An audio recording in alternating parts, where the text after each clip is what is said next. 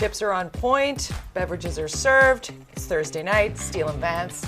Hello. We also have another prize to give away. Might as well get that right out there because it's one of my favorite restaurants, Blue Water Cafe. Sit at the sushi bar. Great food, great people, great night out. What an opportunity here for somebody who sent us a photo last week as part of our viewing party. You can get in on it for next week. Viewing party at chekmedia.ca is how you do. You got to take a picture of yourself watching us right now. Tell us where you're watching from. Try and get your face in the picture. Linda loves to see your smiles, as do I. It's as easy as that. And we're going to hand out the Blue Water Cafe gift at the end of the show. Indeed. A lot to talk about. You were at a fancy event. Oh my goodness. I got a last minute sort of invite to something I thought, wow, this will be great. Invictus Games, the launch for Vancouver Whistler 2025. I got seated at a table with my name on it, and lo and behold, who's just sitting right there? This is literally from my seat. So that's Harry's bald head right in front of you? Shh, that's the Duke and Duchess. Well, and that Harry. is David Eby, our premier, who is making yet another very funny, as David Eby does, having the conversation where he's like, yes, a year from now I'll be sterilizing bottles in the kitchen, because they're having another baby. But right. The big news is that a year from now, Vancouver and Whistler involved in Invictus Games. Then we're going to talk about that in a second, but Michael Bublé was there, and he had Paul Anka rework the words to My Way so he could sing it, serenade the Royals. Here's just a snippet. It's true, Harry, it's you. Your follow through opens hope's doorway. Oh, you can't go wrong with Michael Bublé. He makes every event better. And we were supposed to have the CEO of the Invictus Games on, but... Right, and then he said, I'm going to send you a video, a groveling video of apology, said my good friend Scott Moore. And you know what he didn't do? Send a video. Yeah, so we're... But we have the next best thing, which Even is better. the COO, Robin McVicker, is going to come on. I don't know a lot about Invictus Games. I'm curious to know more because this is a big deal. And of course, Harry and Meghan will be back. They will. This is some opening ceremonies footage of the athletes that partake, veterans with physical and invisible disabilities who literally come together with family members. It is so special. It is... Please stay tuned. It's going to be fun. And watch along. We got a lot to get to. It's also budget day in BC, and frankly, there wasn't a ton in the budget. I think they're saving it for election goodies to hand out as we march toward the October election. But one of the things in there is about a BC flipping tax, something that Premier Eby kind of promised in 2022. And the question is that going to make any difference? We're going to talk to realtor Sarah Daniels and get her take on that and property transfer taxes. The Liberals are talking about maybe giving first-time buyers a bigger break. BC United. What did I say? Liberals. Yeah, you know what? I can't do it. It's Liberals. Okay, it's time for B Cup. Hot headlines.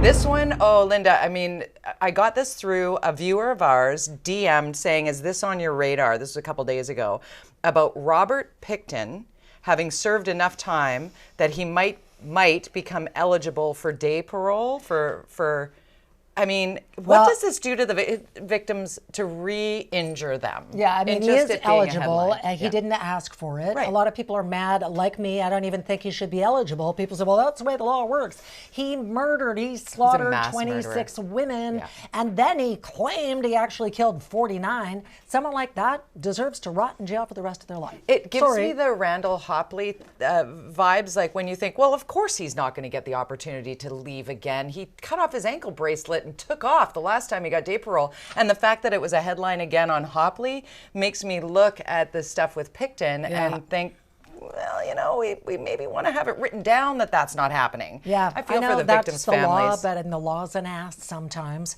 One of the other things, we're talking about the Granville Street Bridge.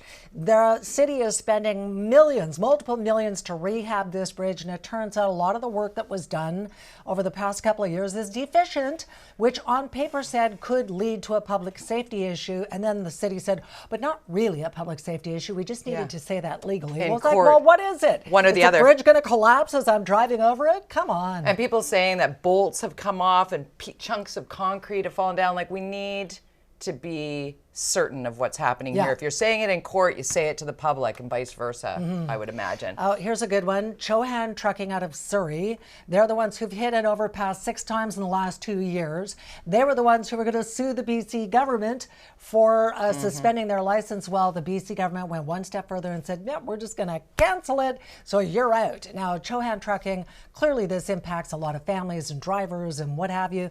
But after 6 smashing into overpasses? Yeah. If it was 1, if it was Yeah. 2, even if it was 3, you could see how there might be some systemic issues that need to be repaired. 6 times and then sort of unapologetically using the Alberta family company to And then infill suing and the then BC government? and then coming at them with a cork. Come on. Yeah, not no, okay. no. I know this one's going to hit close to your heart as much as you love wine and you love BC wine. The wine crops are in very big trouble. Yeah, BC wine, they're saying the crops, about 97 to 99% of the crops are absolutely destroyed.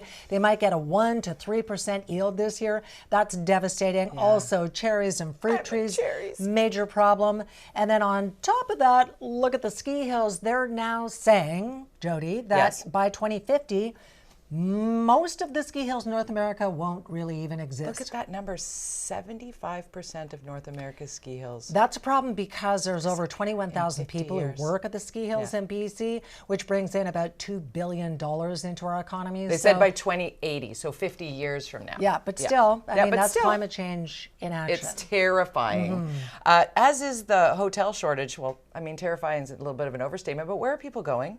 Where are people going to be able to go? Well, they World Cup are is saying, coming. with the World Cup and Invictus Games and any Taylor major event, Swift. you can't get a hotel room here, which is a problem. The province says that there are something like 1,400 hotel rooms currently being built or about to be built, but it's not enough. So we're marching down the road of a crisis because last summer it was costing about $1,000 a night. Remember that for a when hotel room. you needed your girlfriend to come over, and what you said, it's $740 for just a for a junkie, well, an okay hotel room. That's outrageous. Yeah. Okay, let's talk about gonna what be a Pierre problem. Poilievre is looking to do here when it comes to porn.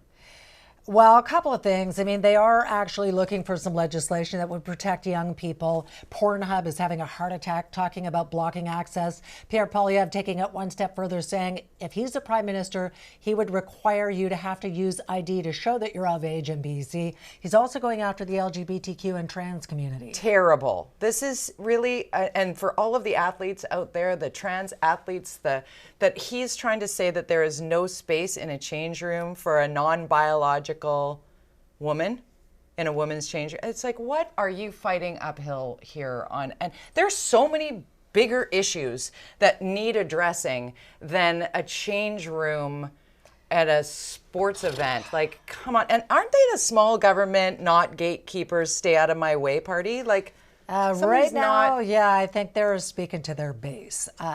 It's annoying, if not offensive. Let's walk it back a little bit and talk about the climate change thing again, because there is this phenomenon called zombie fires going on around the world. But in BC and Alberta right now, there are many of these fires. They burn during fire season. Look at this. Then they go dormant. Yeah. Then they resurface again. I just saw on the news that Alberta has something like 50 wildfires burning right now. They said they're already into wildfire season, and it's February in Alberta.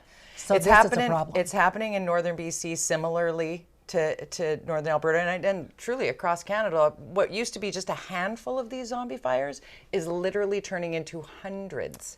And the issue is when it melts and a couple of sparks with a little bit of wind, and boom, we're right back into wildfires without there even being lightning, without there even being human caused. Well, this we is already climate talked change. last week about the fact that the reservoirs in BC are at kind of catastrophically low levels, and we're looking at a historic drought situation, and then zombie fires, and then all the rest of it. How about gosh, I hope measles? we're not going there. We're going to talk about measles now. You know what? Measles was effectively eradicated in the U.S. 20 years ago. And look at this. The World Health Organization saying we're seeing an 80% increase.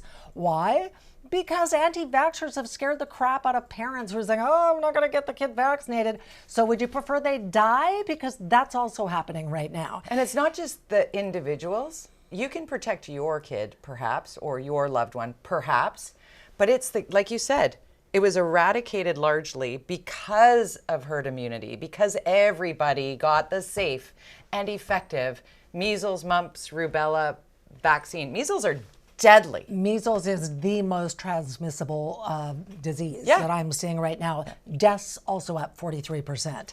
Another really high-profile death that everyone's been talking about. It's a murder. Let's Alexei call it a Navalny. murder. Yeah, let's call it a murder. This is Alexei Navalny's wife, Yulia. I want you to remember this woman's name as she's speaking about how her husband was killed and how she is going to take up his cause and continue to fight for a better Russia. I can't believe the number of people who are being taken into custody because they are just honoring this man's passing, and the love of Russia that's going on by politicians in the United States is so People are trying to protest and drop flowers, and they're coming and ripping the flowers out and shoving people's faces into snowbanks. terrible. Yeah. Yulia Putin's Navalny. a bit of a monster. A bit. Yeah, she got to watch her back.